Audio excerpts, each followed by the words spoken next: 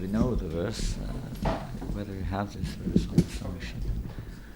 And you don't seem to have any songs here. Void.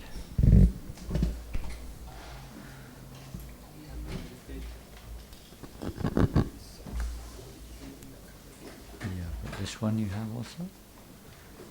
That's Avatar Stotram.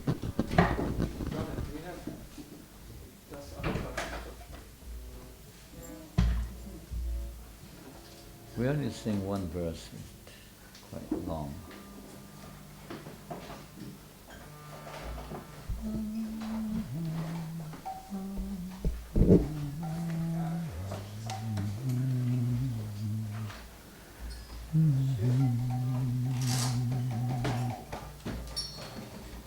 Thank you.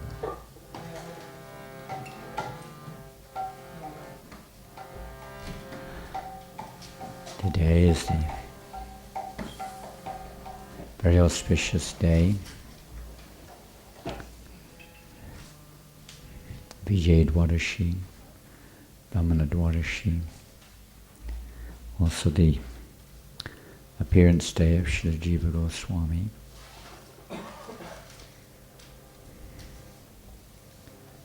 As you may have heard earlier, the breakfast officially is a little late today, so we may go a little bit longer with class than usual. We'll see. Take it as it comes. Radha-Krishna.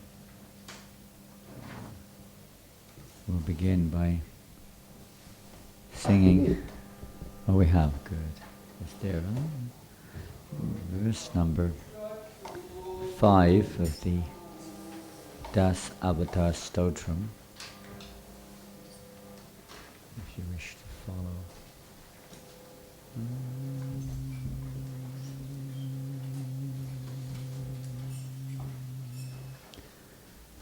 Chalayasi Vikramane Palimadhutta Vamana Padanaka Nira Janita Jana Pavana Keshavadrita Vamana Rupa Jaya Jagadisha Hare Jaya Jagadisha Hare Jaya Jagadisha Hare Chalayasi Vikramane Bale Madhutta Amanana Padanaka Nirajanita Janapava Keshavadita Vamana Rupa Jaya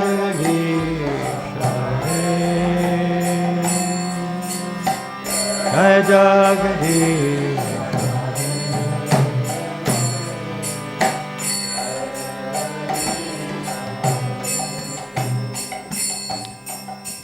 Chalayasi Vikramane Balen Adbhuta Vamana Padanaka Nirajanita Janapavana Kesavarita Vamana Rupa Jaya Jagadisha Jaya Jagadisha Jaya Jagadisha Chalayasi Vikramane Pale Madhutta Vamana Padanaka Nirajani Janapavana Keshavadita Vamana Rupa Jagadisha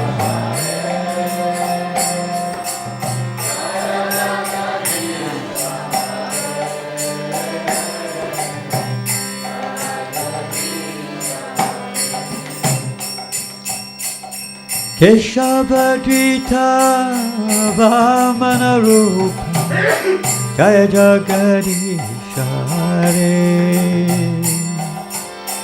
Jaya Jagadisha Hare Jaya Jagadisha Hare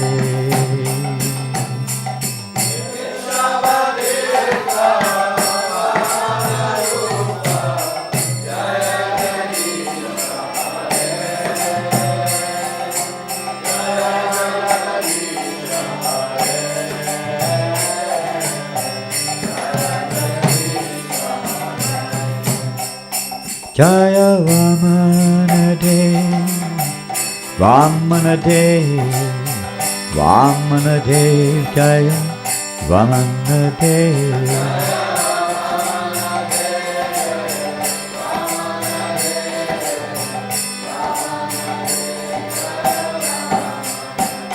Jaya Vamanadev, Vamanadev, Vamanadev, Vamanadev.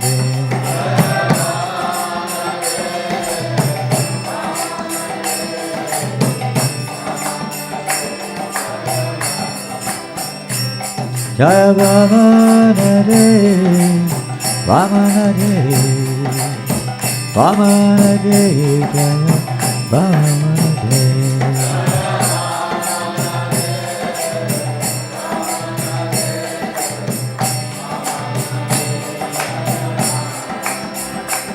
Hare Krishna, Hare Krishna, Krishna Krishna, Hare Hare, Hare Rama, Rama Rama, Hare Hare.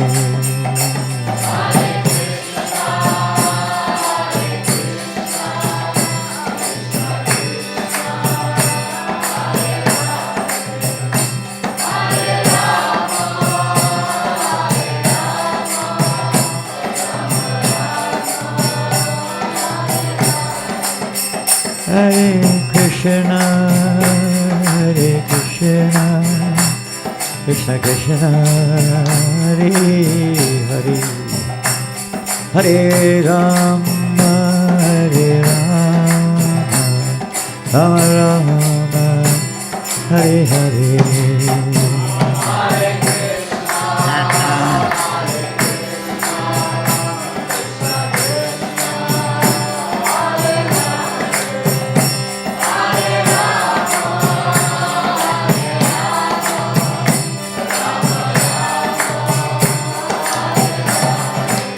Hare Krishna, Hare Krishna, Krishna Krishna, Hare Hare, Hare Rama, Hare Rama, Rama Rama, Hare Hare.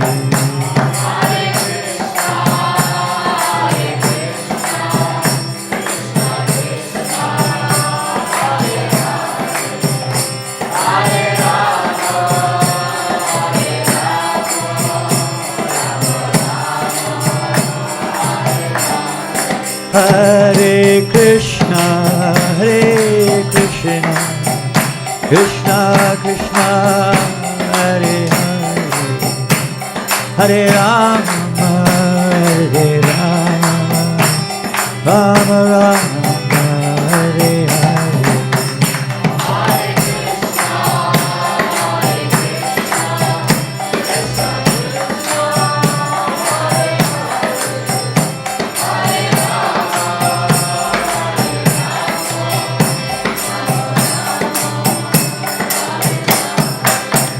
Hare Krishna, Hare Krishna, Krishna Krishna, Hare Hare, Hare Rama, Hare Rama, Rama Rama, Hare Hare.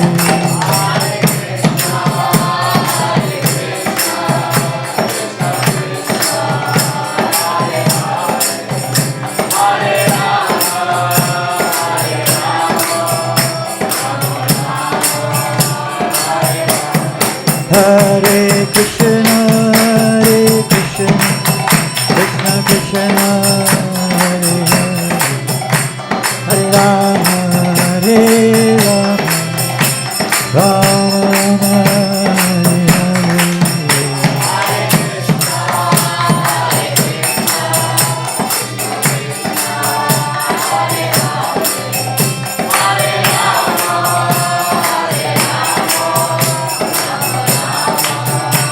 Hare Krishna, Hare Krishna, Krishna Krishna, Hare Hare, Hare Rama, Rama Rama, Hare Hare.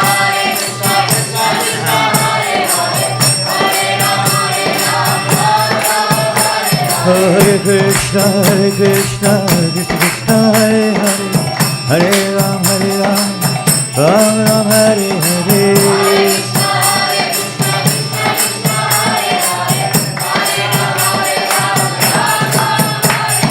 Hare Krishna, Krishna Krishna, Hare Hare, Hare Rama, Rama Rama, Hare Hare.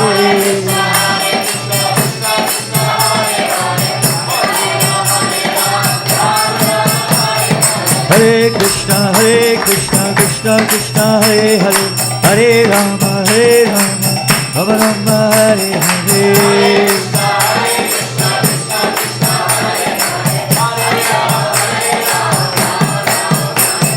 Hare Krishna, Krishna Krishna, Hare Hare, Hare Rama, Rama Rama, Hare Hare.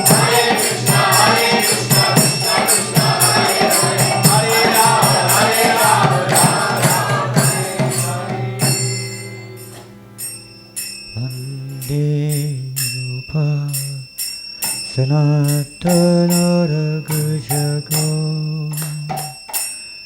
Shri Jiva Gopalako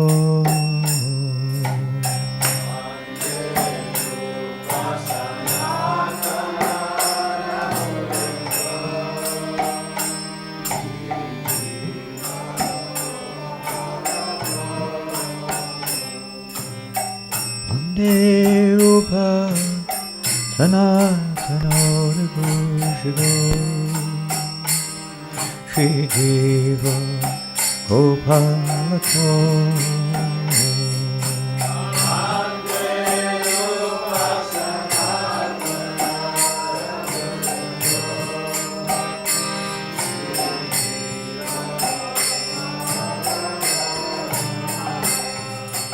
Krishna Kirtana Jananatana Puro Prema Jana Avito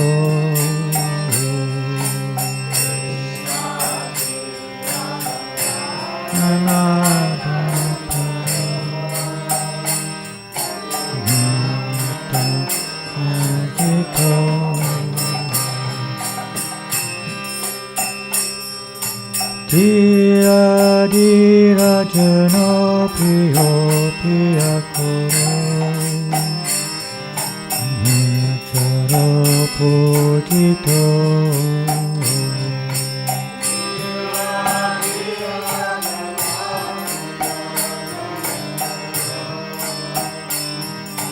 Matsaro Pujito Shri Chaitanya Pavara Bhuvo Bhavaram Tarako Chaitanya Pavara Bhavaram Tarako Vande Upa Sanatana Raghujago Shri Jiva Gopalako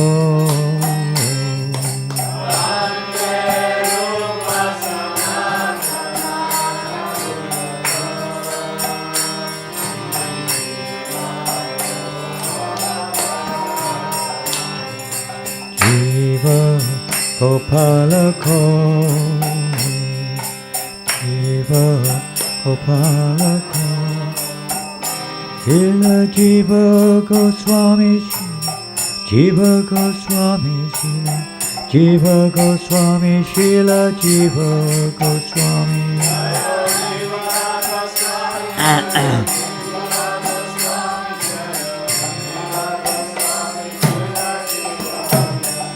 Jaya Prabhupada, Prabhupada, Prabhupada, Jaya Prabhupada.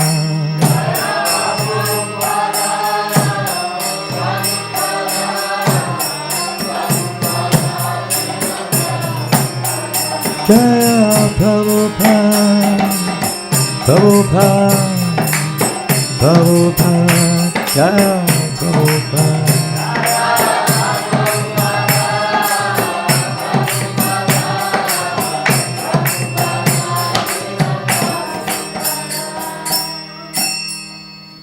Srila Jiva Goswami Prabhupada ki jai.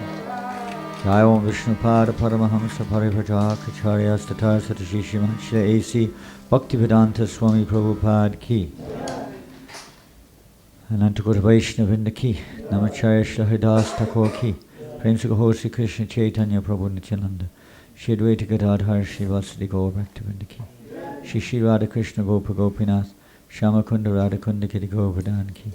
Shri Vrindavan Dham ki, Shri Mayapur Dham ki, Jagannath Puri Dham ki, Ganga Maya ki, Yamuna Maya ki, Tulasi Deva ki, Bhakti Deva ki, Samaveta Bhakta Vrinda ki, Lord Chaitanya's Hare Nama Sankirtana ki, Brihat Madanga ki, Srila Prabhupada ki, Shri Shri Gauranitai ki, Shri Shri Jagannath Baladev Shabadu ki, Shri Giriraj Maharaj ki, Shri Shri Radhalandaneshwara ki, Kantaraj Srimad Bhagavatam ki, Srila Jiva Goswami Prabhupada ki, Srila Vamanadev Dwadashi ki jai, Srila Vamanadev Abhibhav Mahotsav ki, Srila Jiva Goswami Abhibhav Mahotsav ki, Gaura Premanandi.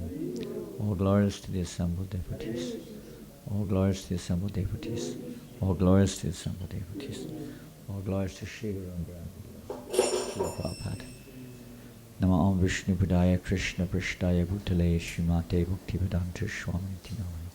Namaste Saraswate Devi Gauravani Vicharine Nevasesha Sanyavali Paschatya Desha Tarani. Jaya Sri Krishna Chaitanya Prabhu Nityananda Shri Advaita Gadadhar Shri Vasudeva Gaur Bhaktivedanta. Hare Krishna Krishna Krishna Hare Hare Hare Rama Hare Vanchakalpaturubhyascha Vipasindubhyascha Patitanam Pavanebhyo Vaishnavebhyo Namo Namaha. O Keshava, O Lord of the universe, O Lord Hari, who have assumed the form of a wonderful dwarf Brahmin, all glories to you. With your massive steps you deceive King Bali, and with the Ganges water emanating from the nails of your lotus feet, you deliver all living beings in this world. Hare Krishna. So, as we've been asked to speak a little bit about Lord Vamanadev this morning, we'll try to speak a few words. Pleasantly surprised to see dear Shanta Prabhu here this morning. We'd also like to welcome Gaur Hari Prabhu from Oslo, Denmark, Oslo, joining us for 10 days, thereabouts, almost, more or less. He's going to be coming on the World Holy Name Week Harinam party. We'll be travelling tomorrow to Manchester district. We hope we don't get, we hope that we flood the place with the holy name. I hear there's lots of floods in the north of England right now. So we have to, the real flood is not this watery one, but the flood of the Sankirtan. We have to flood the whole country with the holy name. So next, starting on Friday, a couple of days' time, is the World Holy Name Week. So as we've already mentioned a few times, we would humbly request all the devotees of ISKCON, Radha-Landaneshwara, to please And do whatever you can to flood the world with the holy name. To bring some people have said, if we flood the world with this Sanctime movement, the world will become very happy and united. So this is the way to bring fulfillment to really literally everyone's desire. By the mercy of the Goswamis, has also said that all of our desires can be fulfilled.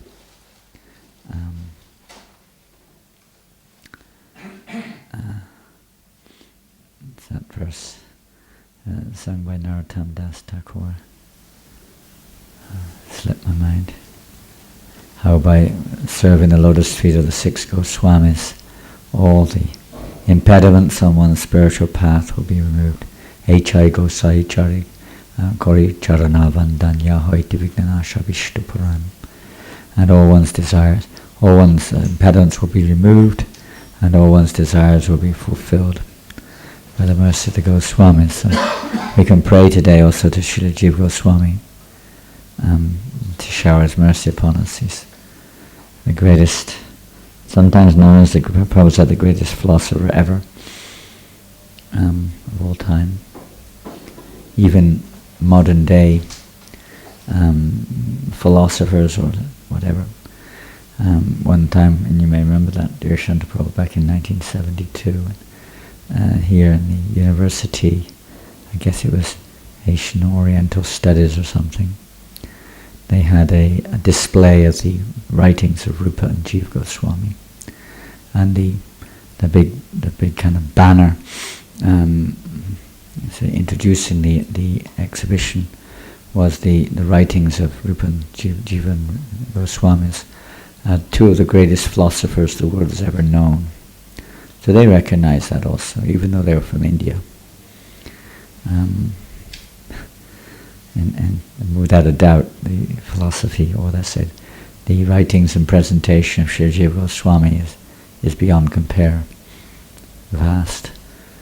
And not just quantity, but the quality, philosophy which is so deep and so extensive, covering, especially the Sandarbhas, many books written by Jiva Goswami, which are, let's say, there's no comparison. So today is his appearance day, the youngest of the 6 Goswamis, the nephew of Rupa and Sanatan. We're not going to speak on the glories of Jiva Goswami today. There is a book out called the 6 Goswamis. Perhaps you have that here. You can read that if you have the time today. I don't think there's time allotted for Jiva Goswami's Katha today. But at least we can pray to him, remember him. And basically our philosophical Siddhanta is from Rupa and Jiva, especially from Jiva Goswami, who established the position of Gaudiya Vaishnavism beyond a doubt as being, philosophically speaking, complete, the fullest of all philosophies. So we're going to be now discussing a little bit about Lord Vamanadev on these auspicious days of the Lord's appearance. They are all these holy days are described by Bhaktivinoda Thakur. Tomorrow is the appearance day of Srila Satchidananda Bhaktivinoda Thakur, who was also beyond compare in his writings. When you look at it, that's for tomorrow, so we'll speak on that tomorrow. But in one of his songs, Shuddha Bhakata, there Madhavati Ti Bhakti Janani, that these special days, Madhavatiti, these days of the appearance of the Lord, they are Bhakti Janani, they are like mothers of devotion. They nourish our devotional creepers, which especially at our stage are probably quite delicate and sensitive, like a baby, very sensitive, easily upset. If something as you notice with babies, they very easily get upset, isn't it? Just a little touch and they start crying. So we're a little bit like that to some extent. You know, babies in devotional life. So the baby needs its mother, only the mother can satisfy the baby at that stage, practically speaking. So these days, he said, they are like mothers of devotion. So they nourish us. It's many other factors too regarding these days. And of course, there's many auspicious results on these particular days by hearing about. You always find there are many benedictions given for hearing. Well, let's just see. It's maybe a little from a little angled way, but there are benedictions to be received also. Of course, there are. Besides the general benedictions of purification of the heart. Let's just read a few of these. This is really at the end of the pastime, in the 8th canto. Om Namo Bhagavate Vasudevaya. Om Namo Bhagavate Vasudevaya. Om Namo Bhagavate Vasudevaya.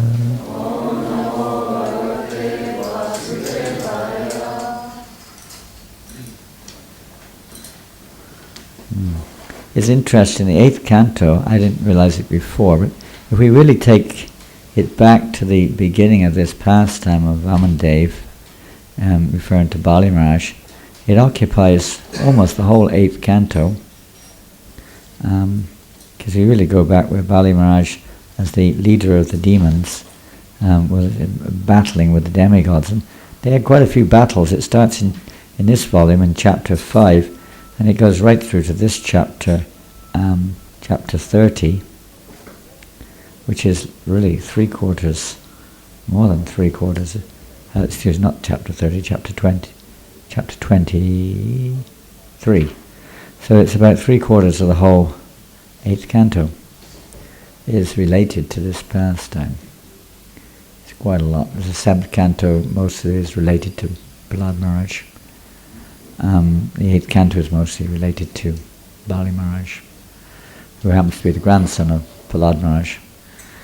So it's actually going through the genealogical table, going through there, you can say, in that sense. So this particular benedictions, I just lost the page now. Oops.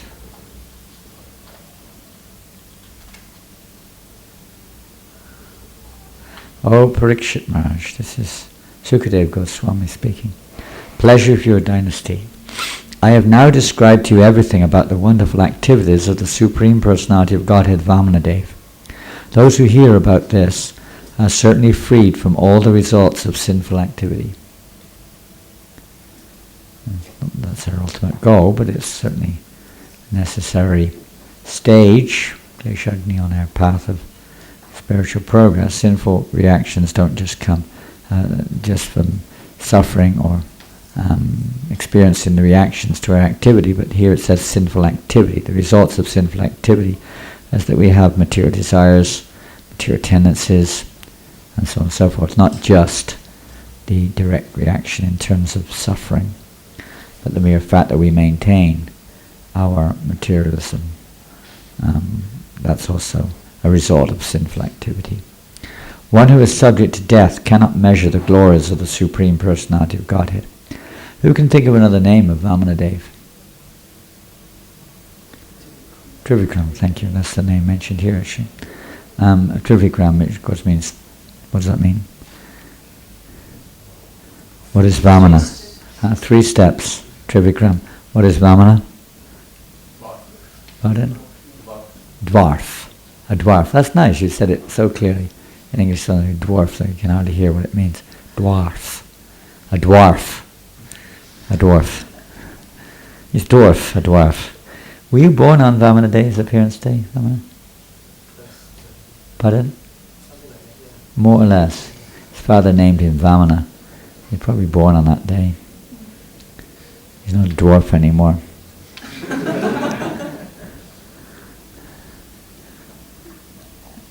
Trivikram is our Lord Vishnu.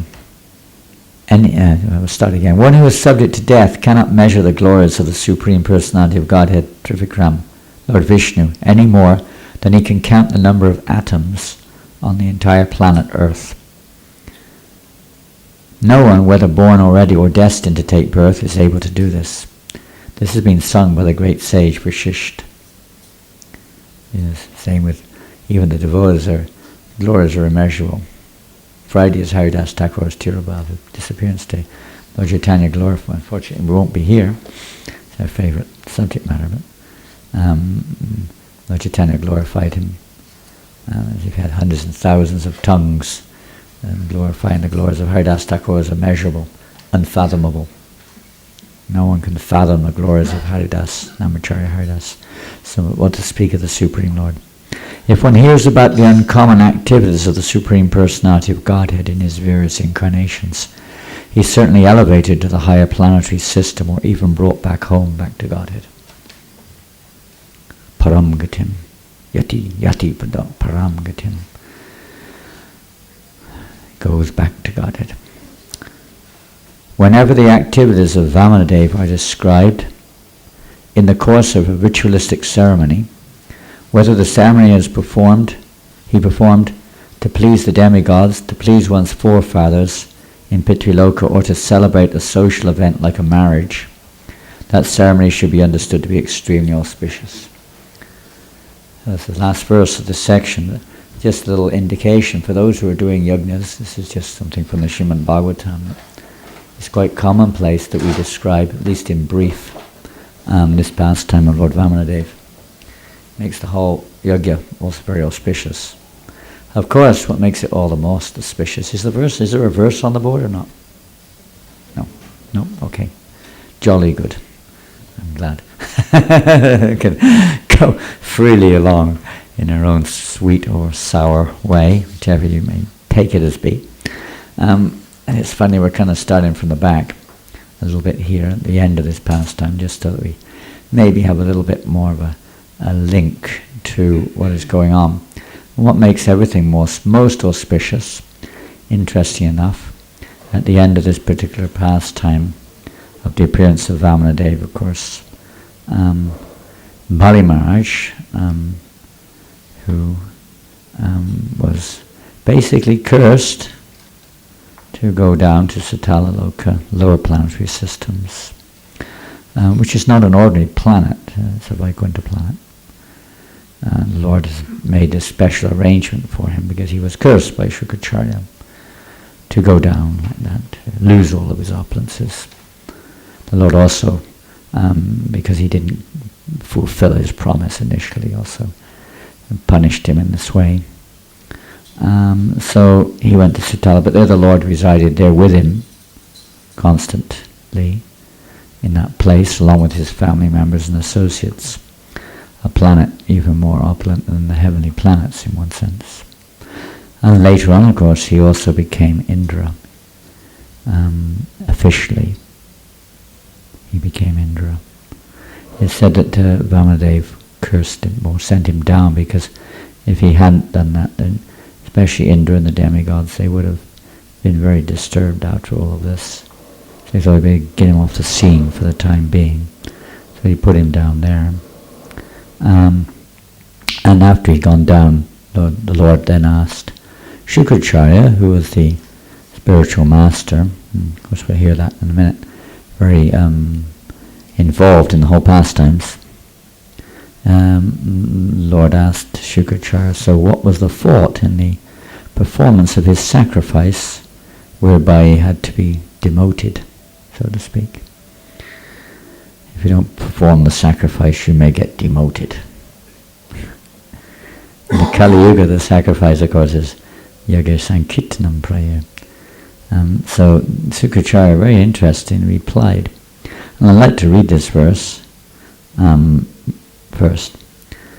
I don't want to miss it because it's so significant. Verse. Shukracharya, first of all, he described that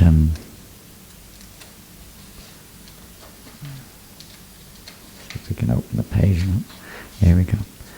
My Lord, you are the enjoyer and lawgiver in all performances of sacrifice. Now, although he was the spiritual master of demons, he wasn't a demon as such. He had a role to play. And he knew the truth quite well. And you are the Yogya Purush, the person to whom all sacrifices are offered. If one has fully satisfied you, where is the chance of discrepancies or faults in his performances of sacrifice? So by satisfying the Lord as Bali Mad, there is no fault Bali had done. Then he said, there may be discrepancies in the pronouncing of the mantras and observing the regulated principles, mantratas tantatas chidram, deshakalaha vastutaha, and moreover there may be discrepancies in regard to time, place, person and paraphernalia. But when your Lordship's holy name is chanted, everything becomes faultless. Nishchidram anusankirtanam tava. When your Lord's holy name is chanted, everything becomes faultless. So especially when we're performing deity worship, or various yognas, which we do sometimes for various reasons, there's inevitably going to be some fault. But Sukracharya has given here the conclusion to this, that anusankirtanam tava, if your holy name is chanted, everything becomes nischidram or faultless.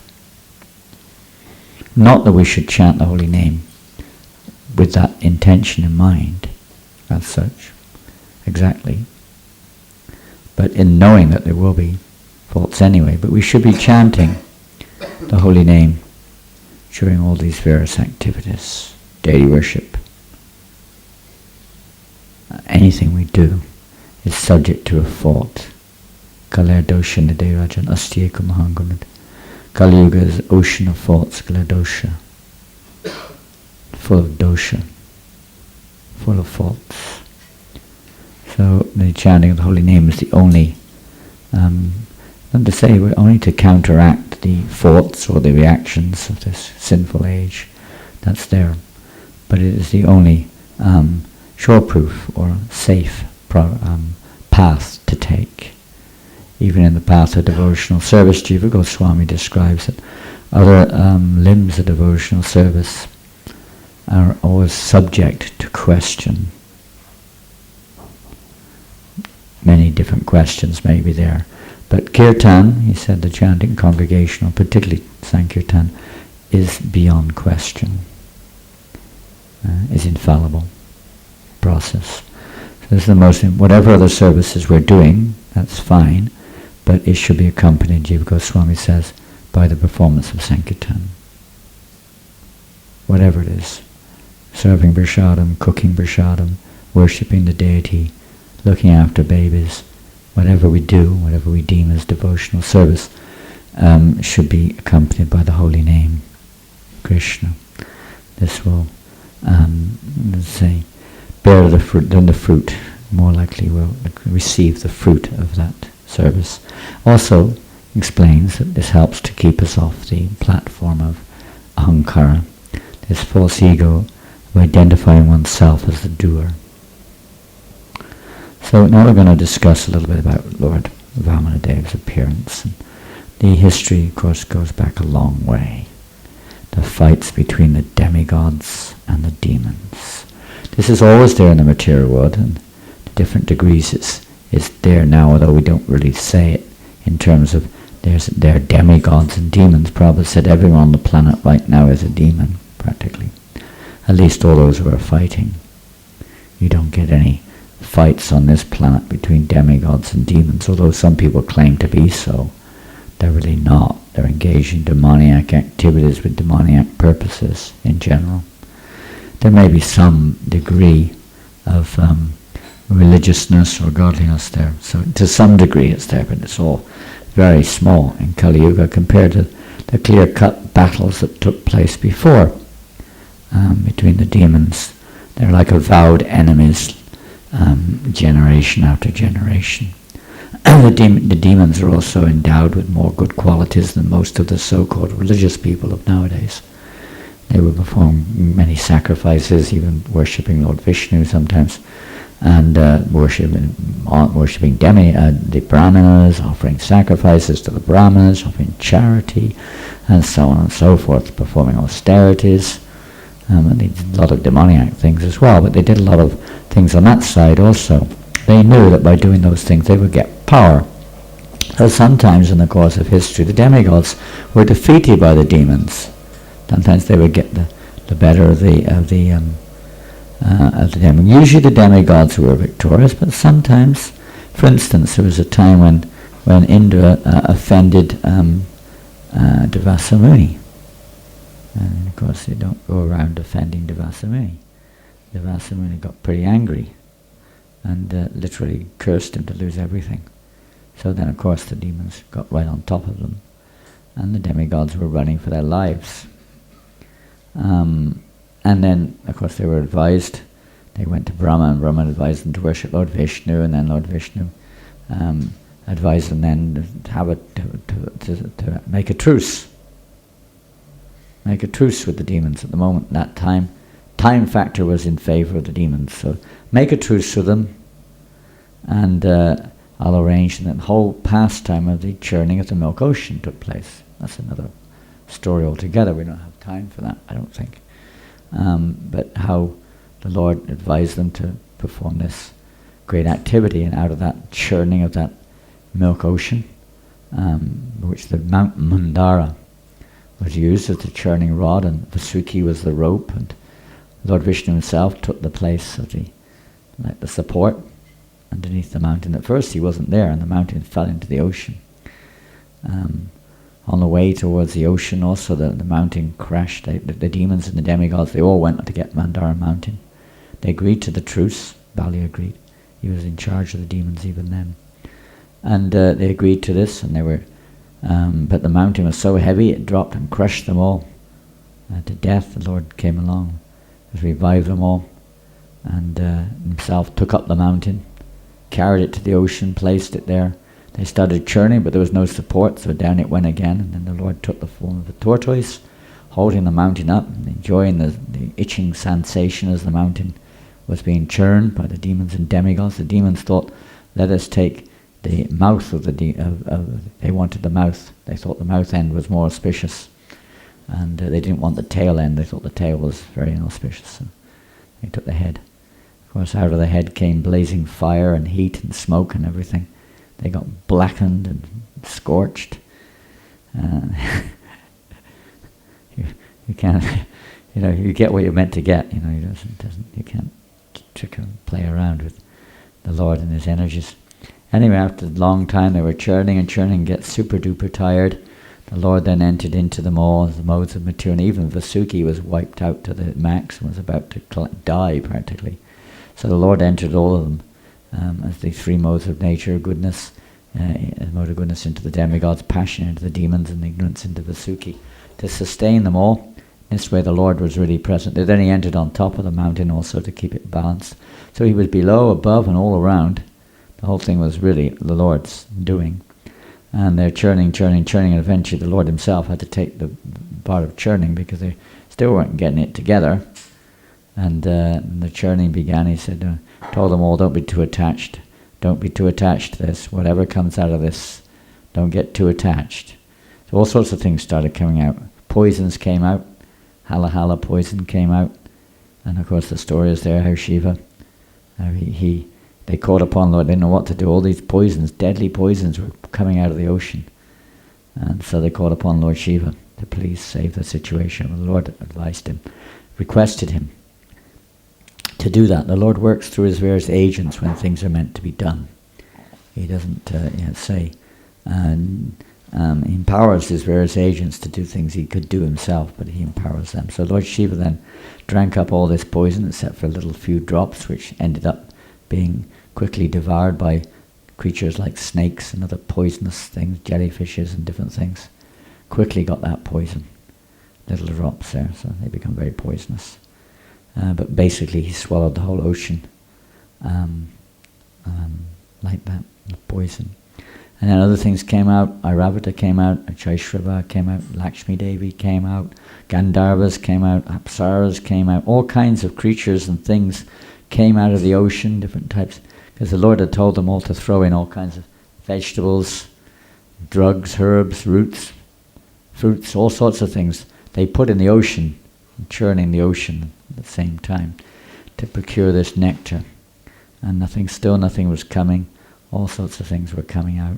Eventually, after the Lord took up the churning, who came out? Somebody popped out of the ocean with a pot. Who was, Dhanvantari popped out the ocean with his pot of nectar.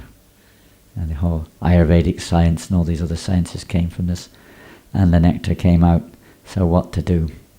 Both demigods and demons, of course, were eager to get that nectar. The demigods snatched it.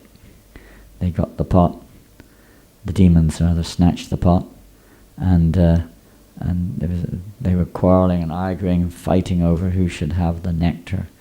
So then, of course, the Lord bewildered them all. He appeared as Mohini Murti. Came along, they made an arrangement. They were captivated by her. Demons were always captivated by sex. And so she enticed them to give her the pot, and she would decide who would get it or not.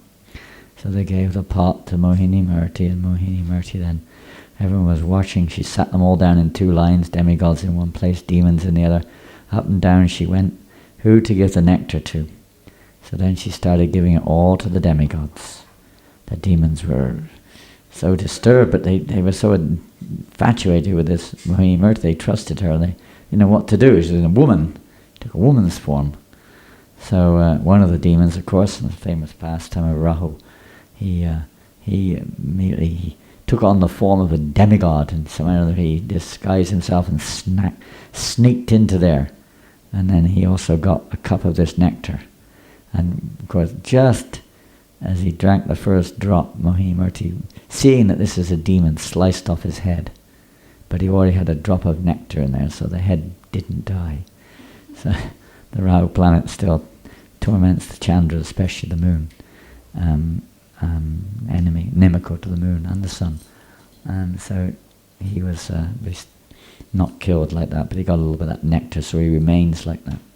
Anyway, these things went on, and eventually the demigods, and of course the demigods then fight started again. The demigods were well on top, and they were completely smashing the demons, and the demons were like totally defeated, practically speaking. There are many other ups and downs in the battle, but eventually they were completely defeated. But Narada Muni came to their rescue.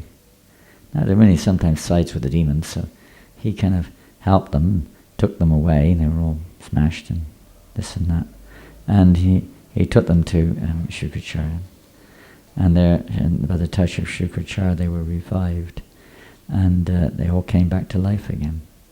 So especially Bali, he worshipped Shukracharya, and they performed tremendous sacrifices, worshipping all the Brahmins, and so on and so forth. And they became extremely powerful.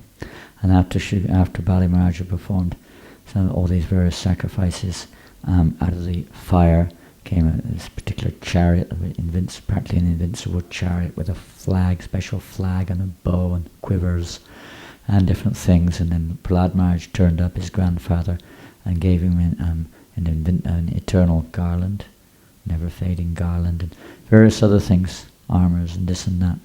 And the demigods became the demons became very confident again, and they marched off to war to again attack the demigods, who were thinking themselves victorious. So when they saw Bali Maharaj approaching with such strength and such power, the demigods realized actually they were in trouble. This was no ordinary. Bali wasn't in any ordinary mood, and the demons looked more powerful than they'd ever seen them before. They were, because they'd worshipped the Brahmins. They had the blessings of the Brahmatejas. So immediately Indra went to Brihaspati, his spiritual master, and asked what to do. And Brihaspati said, right now, you cannot defeat them. They're being protected by the Brahmins, who are dear to Lord Vishnu. No matter what you do, you will not defeat them. Time is in their favor. You better disappear. So all the demigods, they all, along with Indra, they all made themselves invisible, and disappeared, left the heavenly planets, went in hiding, incognito somewhere. So in this way the demons just marched into the heavenly planets without even a fight. And they took over the heavenly planets. And Indra was the king of heaven. Bali became like the king of heaven. And not even a fight. So in this way the demigods were waiting for the time factor to change. However, the mother of the demigods, Aditi, she was very disturbed. Her husband Kashyapa was away performing austerities. He came back and he saw his wife in such a distraught condition. He said, "What's wrong? Something bad happened in the ashram or what?" And she then told him her problem. Her sons, Indra particularly, and other demigods, they'd been driven out of their homes and she couldn't see them there anymore. Terrible things had happened. The demons were in charge. Kashyapa preached to her, said, "Don't be so attached.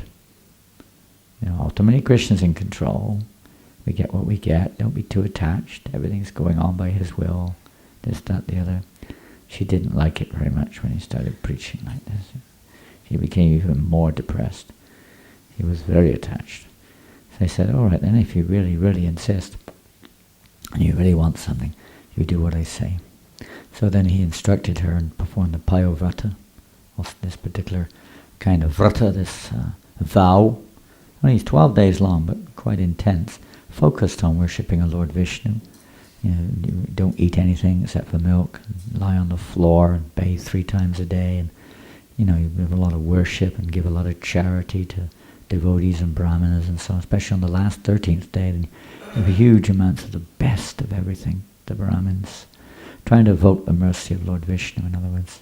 It's only by the mercy of Lord Vishnu, he said, that we can have any chance, you have any chance of achieving your success here. Because the demigods are basically protected by him. The demons are protected by him, because the Brahmins are more dear to the Lord than his own self. Namo Brahmanadevaya Go Brahmanayataya. So you have to worship Lord Vishnu, and maybe he can work something out. Nothing we can do. Vrihaspati said, nothing I can do either. So they, Aditi and Kashyapa, Kashyapa has already performed many austerities, and Aditi performed these great austerities, this Payo Vrata, and then the Lord appeared to her and assured her not to worry, that he would appear, he would come, and she worshipped the Lord with prayers and so on. And then, sure enough, in due course of time, after that, Kashyapa Muni suddenly felt the Lord appear in his heart. The Lord appeared in his heart. And then he transferred the Lord from his heart into the womb of Aditi. In the womb, Lord Brahma came, prayers, just like when Krishna was born. Demigods came and prayed to the Lord in the womb. And then, after some time, the Lord appeared, and we'll read that little section. I can just find it here somewhere.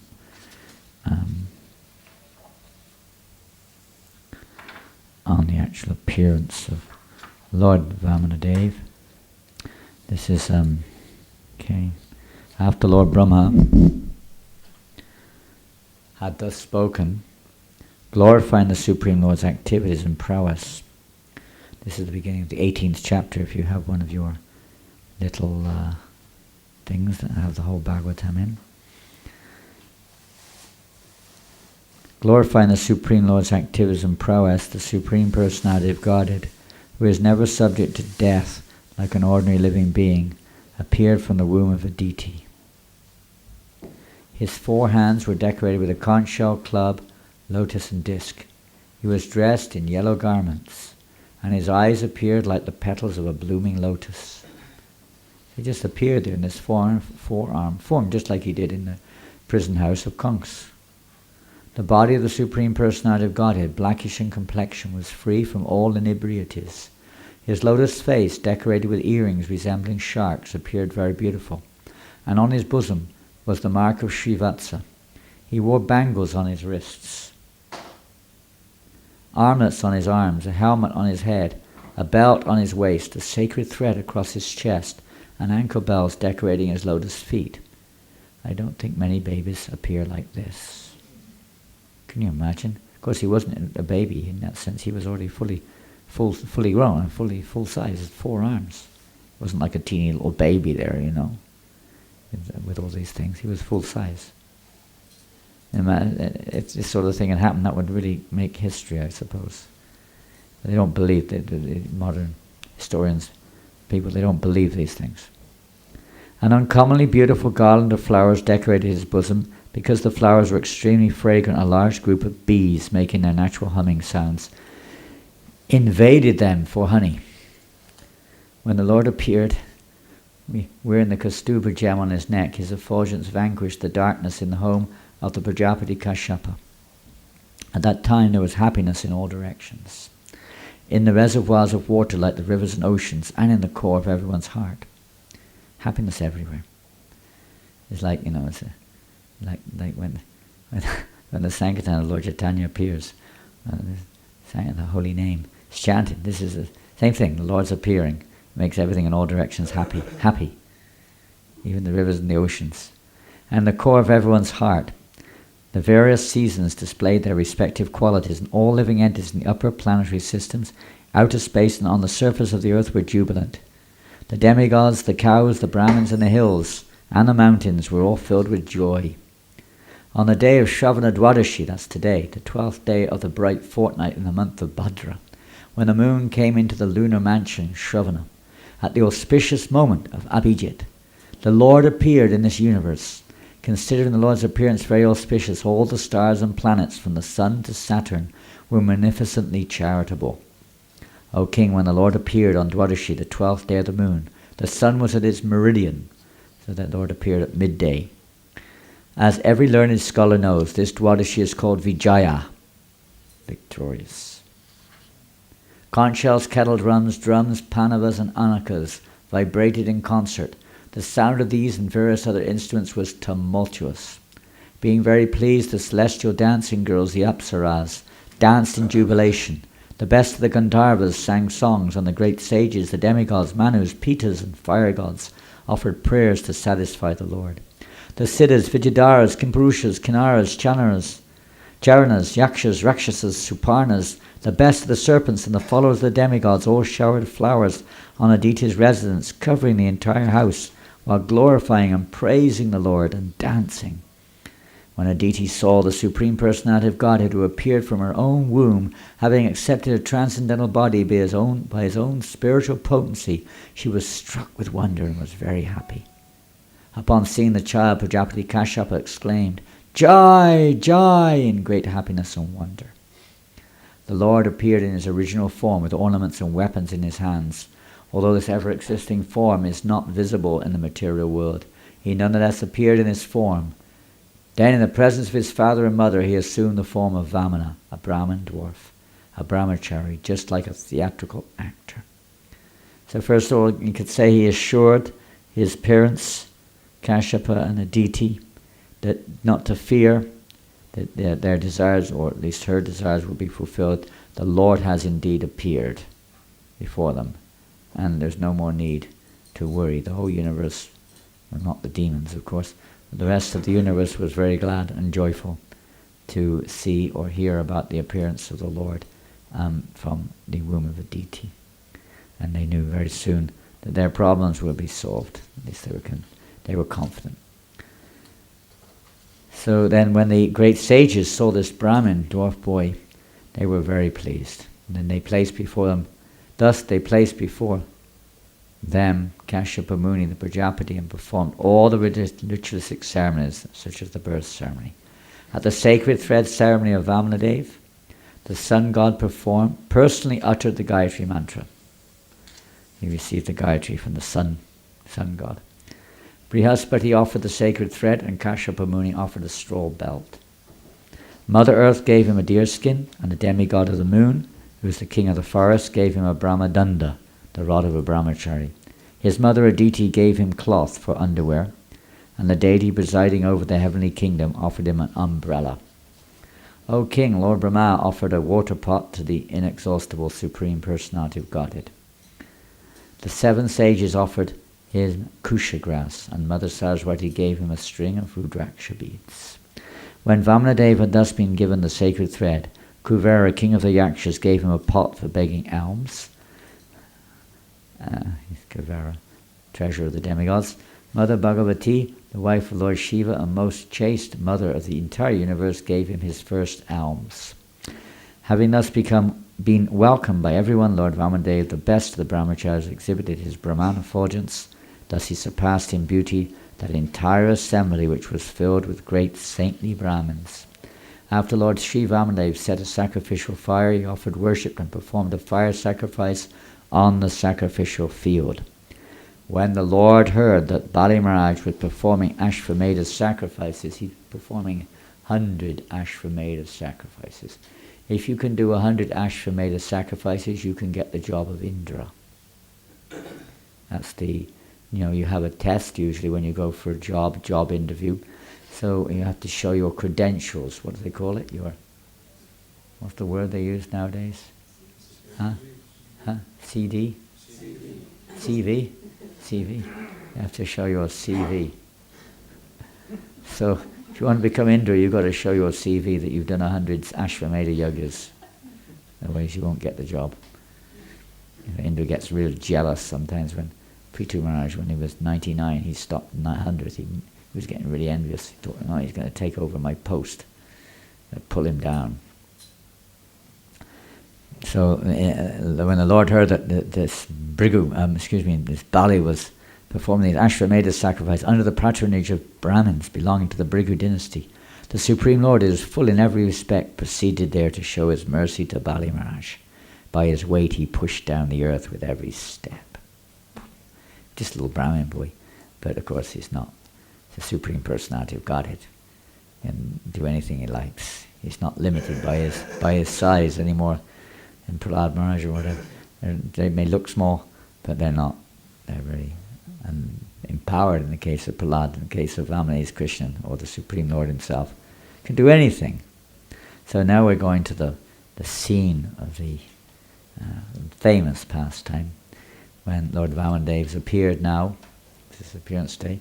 And he goes to the place where Bali Maharaj is performing this Ashvamedha Yajna. And that place is there. You can go there now if you go to India. If you travel on the train from Baroda to Bombay, you'll cross over the Narmada River. And there's one town there, those from Gujarat will pronounce it probably. It looks like Barguch. I don't know how you pronounce it in Gujarati, but it looks like Barguch. Probably Baruch. So I don't know how they pronounce it. Baruch, yeah. So that is the place where this sacrifice took place, where Bali Maharaj was performing this tremendous yajna with the descendants of the Bhrigu dynasty, headed by, of course, Shukracharya. So they're performing this great yajna, that's on the banks of the Narmada. And at that time, this little boy, dwarf Brahmin boy, appeared. We read on a little bit and see how we do. I don't know how much time I summarize it, but better we read it. While engaged in performing the sacrifice in the field known as Bhrigu Kutch, you can see how it became Baruch. It's almost the same. On the northern bank of the Narmada River, the Brahminical priests, the descendants of Bhrigu, saw Vamanadev to be like their son rising nearby. O king, because of Vamanadev's bright effulgence, the priests, along with Bali Maharaj and all the members of the assembly, were robbed of their splendor. Thus they began to ask one another whether the sun god himself, or Sanat Kumar, or the fire god had personally come to see the sacrificial ceremony. While the priests of the Bhrigu dynasty and their disciples talked and argued in various ways, the Supreme Personality of Godhead, Vamanadev, holding in his hands the rod, the umbrella, and a water pot full of water, entered the arena of the Ashvamedha sacrifice. Appearing as a Brahmin boy, wearing a belt of straw, a sacred thread, an upper garment of deerskin, and matted locks of hair, Lord Vamanadev entered the arena of sacrifice. His brilliant effulgence diminished the brilliance of all the priests and their disciples, who thus stood from their seats and welcomed the Lord properly by offering obeisances. They're getting great benefits here. See, he played the trick on them because they were getting their power from Brahmins. He came as a Brahmin boy. So he was tricking them all. Bali Maharaj, jubilant at seeing Lord Vamanadev, whose beautiful limbs contributed equally to the beauty of his entire body, offered him a seat with great satisfaction, thus offering a proper reception to the Supreme Personality of Godhead, who is always beautiful to the liberated soul. Bali Maharaj worshipped him by washing his lotus feet. He was getting all kinds of special mercy here. So many good fortune coming to Bali Maharaj. Lord Shiva, the best of the demigods, who carries on his forehead the emblem of the moon, receives on his head with great devotion the Ganges water emanating from the toe of Vishnu. Being aware of religious principles, Bali Maharaj knew this. Consequently, following in the footsteps of Lord Shiva, he also placed on his head the water that had washed the Lord's lotus feet. It states in the third canto how that water which has washed the Lord's lotus feet is all auspicious. Lord Shiva becomes all the more auspicious when he takes that water upon his head, because that water destroys all the sinful reactions. Everything becomes purified by that water. Just as the thunderbolt of Lord Indra smashes mountains to pieces, that water which has washed the lotus feet of the Lord removes all of the sinful reactions within the heart, which are likened to a mountain. It's actually the Lord's lotus feet. Meditation upon the Lord's lotus feet destroys the mountain of sin within the heart. So Bali Maharaj, he was lucky, not fortunate. He was born in the family of Prahlad Maharaj. He was actually very fortunate. Bali Maharaj then said to Lord Vamanadev, "O Brahmin, I offer you my hearty welcome and my respectful obeisances. Please let us know what we may do for you. We think of you as the personified austerity of the great Brahmin sages." He was captivated by him, and he was willing to do anything. He received him in the proper way, even though he was supposedly the king of the demons. "O my lord, because you have kindly arrived at our home, all my forefathers are satisfied. Our family and entire dynasty have been unsanctified, and the sacrifice we are performing is now complete because of your presence. O son of a Brahmin, today the fire of sacrifice is ablaze according to the injunction of the Shastra, and I have been freed from all the sinful reactions of my life by the water that has washed your lotus feet. O my lord, by the touch of your small lotus feet, the entire surface of the world has been sanctified. O son of a Brahmin, it appears you have come here to ask me for something. Therefore, whatever you want, you may take from me, O best of those who are worshipable. You may take from me a cow, gold, a furnished house, palatable food and drink, the daughter of a Brahmin for your wife, prosperous villages, horses, elephants, chariots, or whatever you desire. Take from me whatever you like." So then, what happened? So then when Lord Vamanadev heard Bali Maharaj speak in this way, he was pleased. The Supreme Lord replied to him, your statements are all correct. They're in keeping with the behavior of your family. Very well spoken. And he said, "I know that no one, even until now, no one taking birth in your family has ever been poor-minded or miserly. No one has refused to give charity to Brahmins, nor after promising to give charity has anyone failed to fulfill his promise. O King Bali, in your dynasty never has anyone in your dynasty has anyone been born who upon being requested refused charity to Brahmins in holy places or a fight to a Kshatriya on a battlefield. And your dynasty is even more glorious due to the presence of Prahlad Maharaj, who is like the beautiful moon in the sky." And then he talks about how even Hiranyaksha, how heroic, how chivalrous he was to fight with Varahadev, and how Hiranyakashipu was fearless, fighting with Shringadev and so on. They didn't refuse the fight; they were into it. They were Kshatriya. They have to accept a fight. So then the Lord continued, "O King of the demons, after Lord Vishnu made this decision." Oh, that's the whole thing about Hiranyakashipu. How the Lord appeared to be afraid of Hiranyakashipu and entered into his heart, so he couldn't find him. And that story goes on. He talks about his father Varochana, how he was also very charitable and affectionate towards the Brahmins. He actually delivered his life to them. "You also have observed his principles followed by great persons who are householder Brahmins by your forefathers, and by great heroes who are extremely famous for their exalted activities. O King of the Daityas, from your majesty, who come from such a noble family and are able to give charity magnificently, I ask only 3 paces of land the measurement of my steps.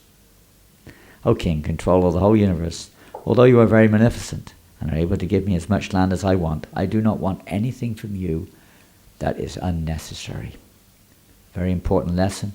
Prabhupada says here, Lord Vamanadev is teaching the Brahmins, sannyasis, Vaishnavas, a very important lesson. If a learned Brahmin takes charity from others only according to his needs, he does not become entangled in sinful activity. One only takes according to one's need. Of course, one can say one's offering everything to the Lord, so one will take everything. But on one's own account, one only takes what one needs. Be careful. Not more. No stashing. No stashing of Mahaprasad in your locker till tomorrow. Okay? Or from yesterday to break the fast today. No. I think nowadays some devotees, and practically all the travellers have to have a bank account practically nowadays. We never, isn't it, dear Shanda Prabhu, you never think of having a money or a bank account, would you? You'd be in big trouble if you were caught with money, right, as a brahmachari practically, unless you were asked to do something. Go, unless you were sent on an errand to the laundry, then you were poached like, you have 10, how much was a laundry was in those days? 50, I don't know, it was shillings and pence, wasn't it? 10p or something? Yeah, it's hard to get it. Once a week, twice a week, you get 50p or something to do the whole temple laundry. So you sneak, you scram everything into the laundry machine, 10 times more than you're supposed to save 10p, so you could buy something other than what you normally got whilst you're at the laundry. We go to the next door shop was a bakery, and you buy a loaf of hot steaming bread, or a bottle of milk, something. And all the laundry would come back not clean, all wrinkled, screwed up in a ball. You get your bread and milk. Anyway, don't stash. Excuse me. Become entangled in sinful reactions or activities, activism. Bali Maharaj said, "O son of a Brahmin, your instructions are as good as those of learned and elderly persons. Nonetheless, you are a boy. You are a little boy. Your intelligence is insufficient. You are not very prudent in regard to your self-interest. What are you asking? 3 steps of land? I can give you a planet. I can give you a planetary system. Come on. Use your intelligence. What are you asking for? 3 steps of land? You are not very intelligent," he said. And then the Lord replied, Bali Maharaj first of all said, "Anyone who approaches me should never go away thinking they have to ask anyone else for anything ever again. You should be able to get whatever you ever want from me. I'll give it to you." And then the Lord said, "My dear king, even if the entirety of whatever there may be within the 3 worlds, to satisfy one's senses cannot satisfy a person whose senses are uncontrolled." And that's a fact. No matter how much you get, you're never satisfied. Isn't it? Even if you get the whole universe, you're still not satisfied. You want the next one. And then the next one. Then you want to go out and get the spiritual wood if you hear about that. You're never satisfied. If I were not satisfied with 3 paces of land, then surely I would not be satisfied even with possessing one of the 7 islands.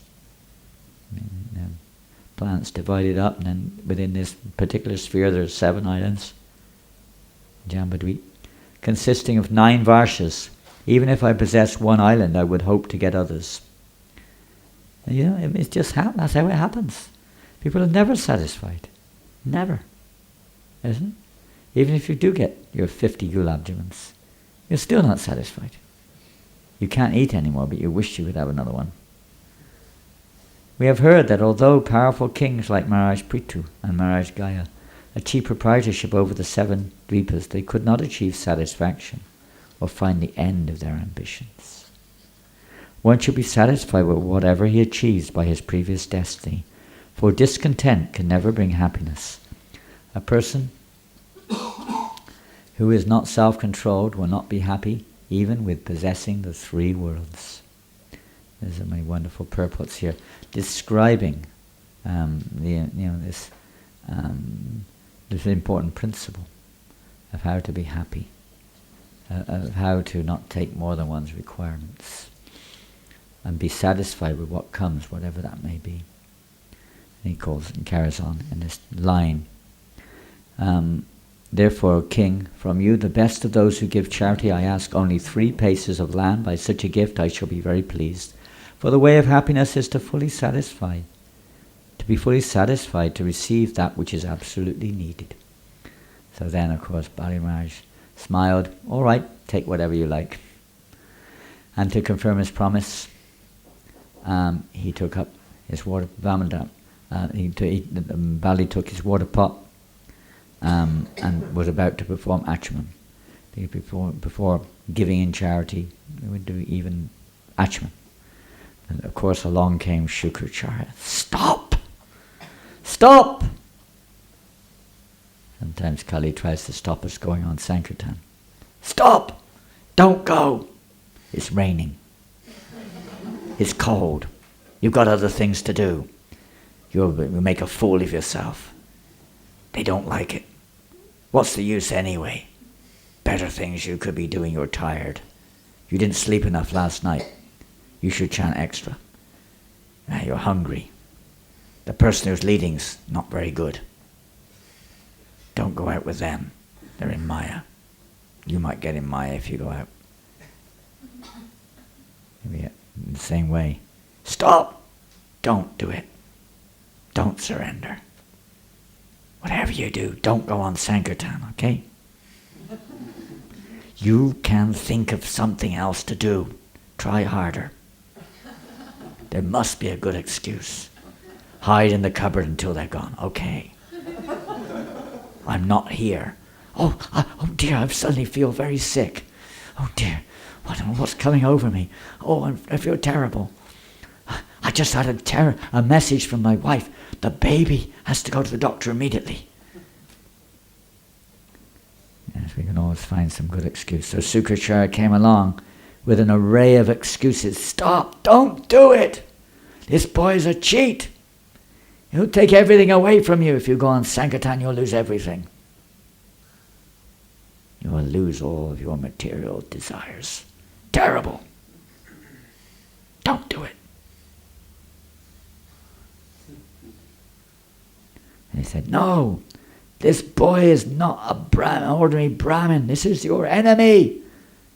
This is the Vishnu, the head of the enemy. Don't give him anything. He'll take it all.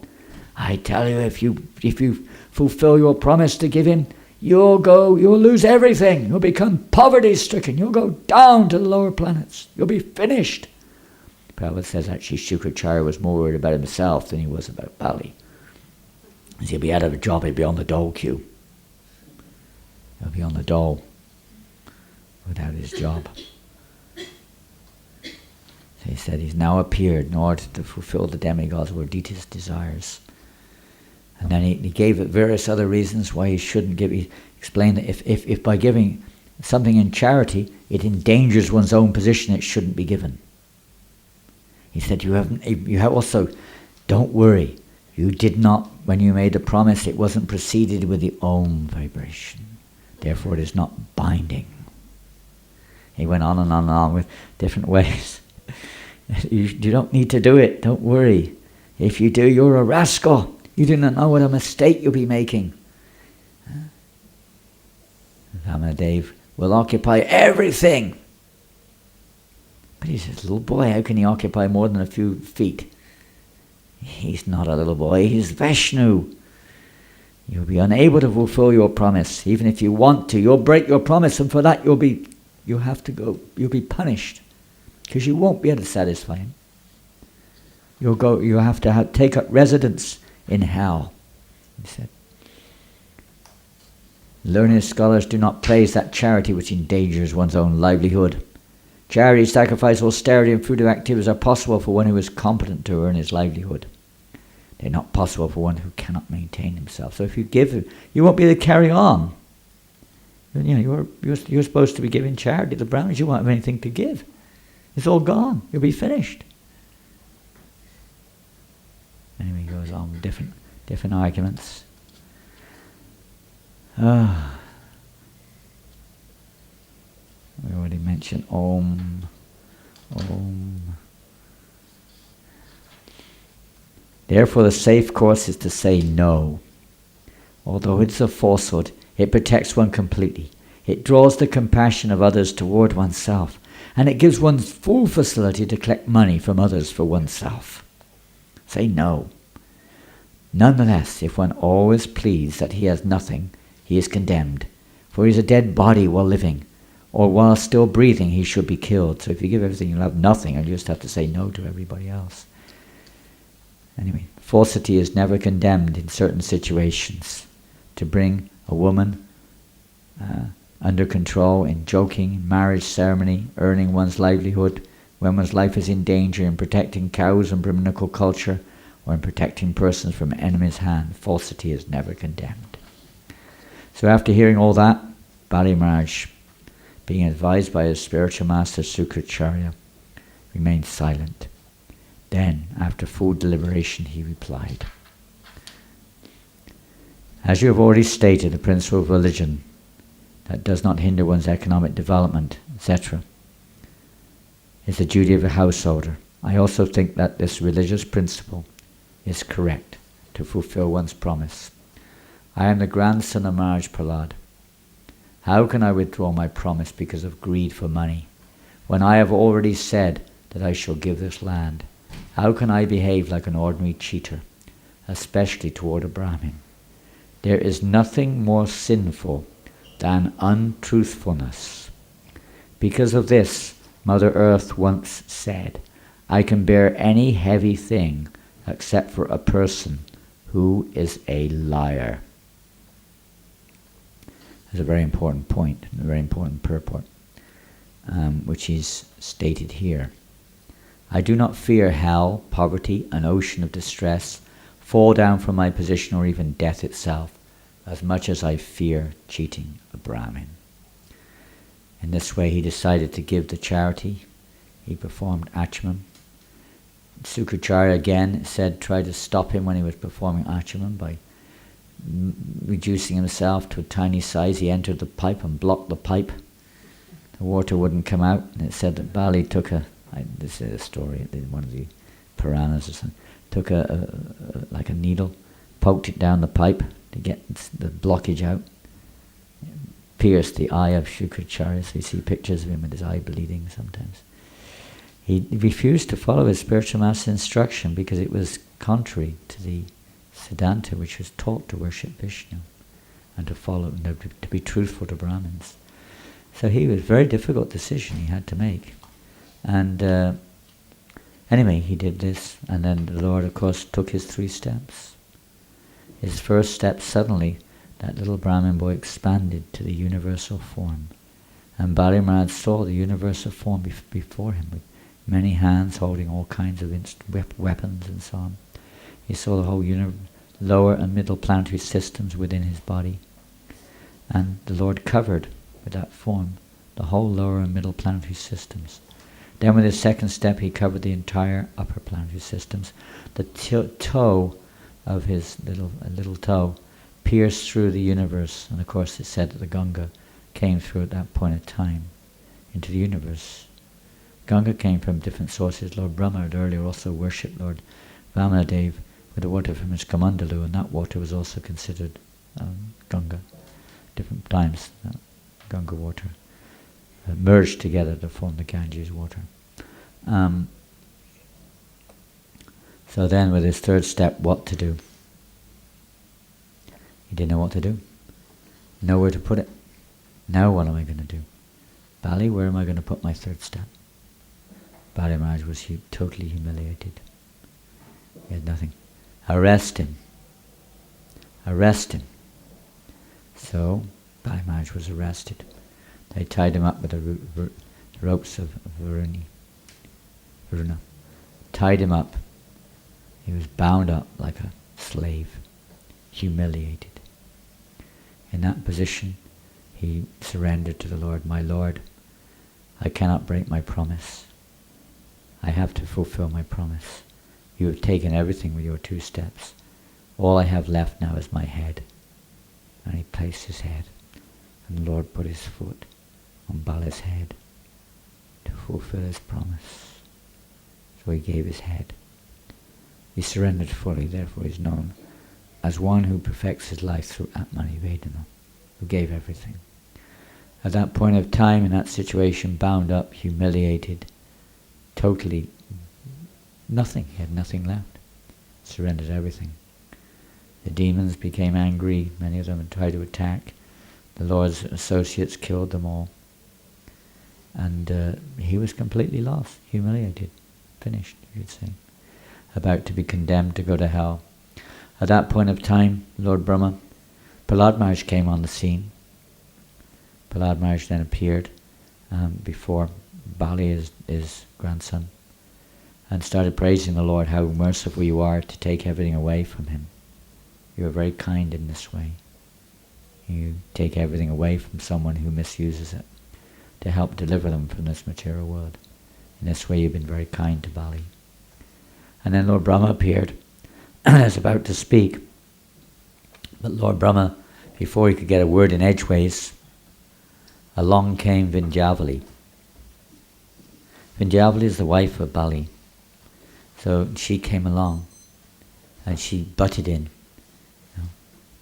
Before Lord Brahma could speak, she was very concerned. She came along, this is what she said: "Oh my Lord, you have created the entire universe for the enjoyment of your personal pastimes, but foolish, unintelligent men have claimed proprietorship for material enjoyment. Certainly they are shameless agnostics. Falsely claiming proprietorship, they think that they can give charity and enjoy.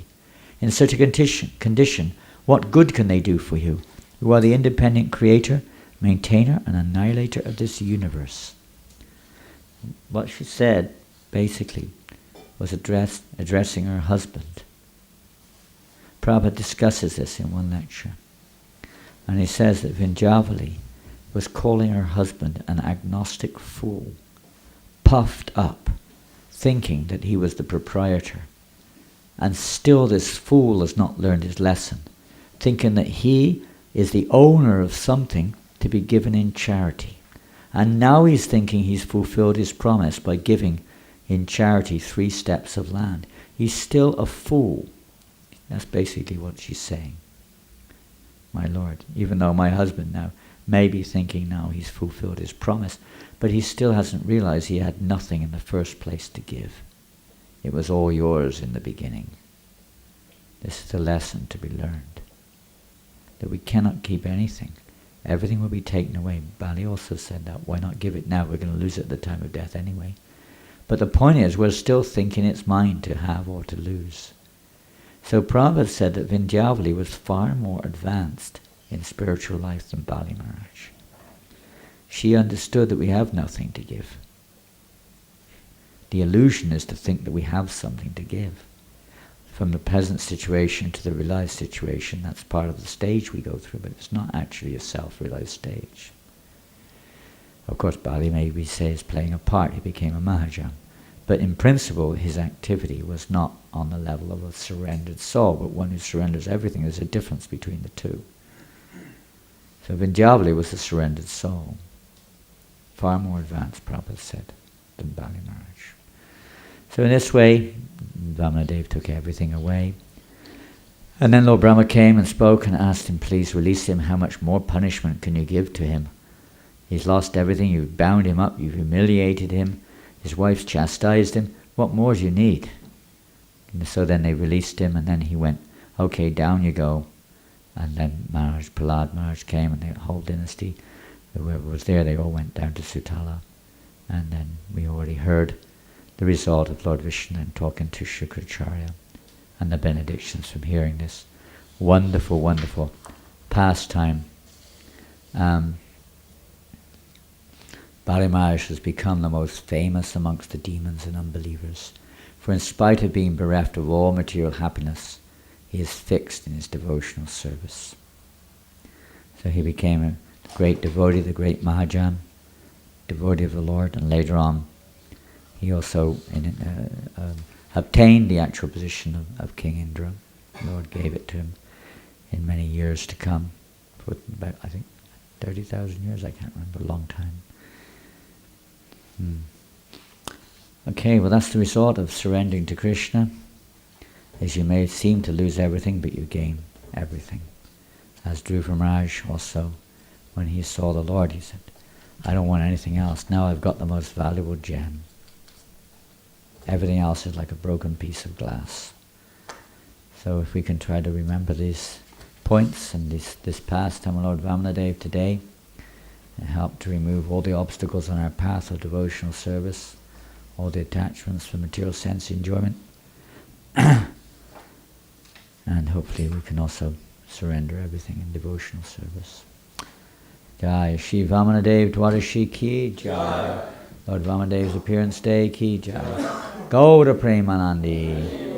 Srila Prabhupada Ki Jai. Shri Jiva Goswami Prabhupada Ki Jai. Hare Krishna.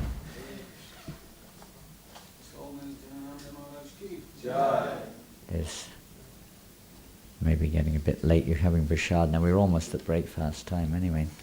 It's a funny time. I never heard it. Was it 9:53? What was it? 9:53? The official breakfast isn't until 9:53 this morning. However, we were given permission by the head priest to not be a fanatic smarta Brahmin and chant Hare Krishna, even if we make a fault in the performance of our Ekadashi Vrata, that there's no fault if we chant the holy names of Krishna. Is that what he said? Something like that. Mantutas tantatas chitam dea kalaha kaleha vastutaha.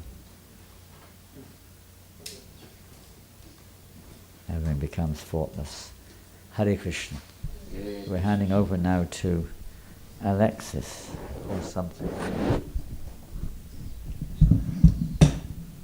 His Holiness Jananda Goswami Maharaj Ki. Thank you so much for narrating so beautifully the pastimes of Lord Vamanadev and glorifying Sri Jiva Goswami. We'll see if we have a couple of scores from the restaurant and from Radha's boutique. Meanwhile, just a quick update on the situation with the office. At the moment we don't have an access as such to get the books, but shortly we will have an opportunity to get some of the things which we need to perform our daily sadhana. So especially those devotees who are in Sankirtan department, if you can let me know if there's anything apart from books that you need to collect from there. And other than that, devotees who perform some service connected with the office, please kindly speak to Bhava Bhakti Mataji or Ramcharan Prabhu so that you would know the day or the time of the day when we can come and collect items. Is that correct, Ramcharan Prabhu? Yeah. Okay. Are there any scores at all? Huh? Have someone drive a car books down to the with the man. You can't stop a book distribution for anything under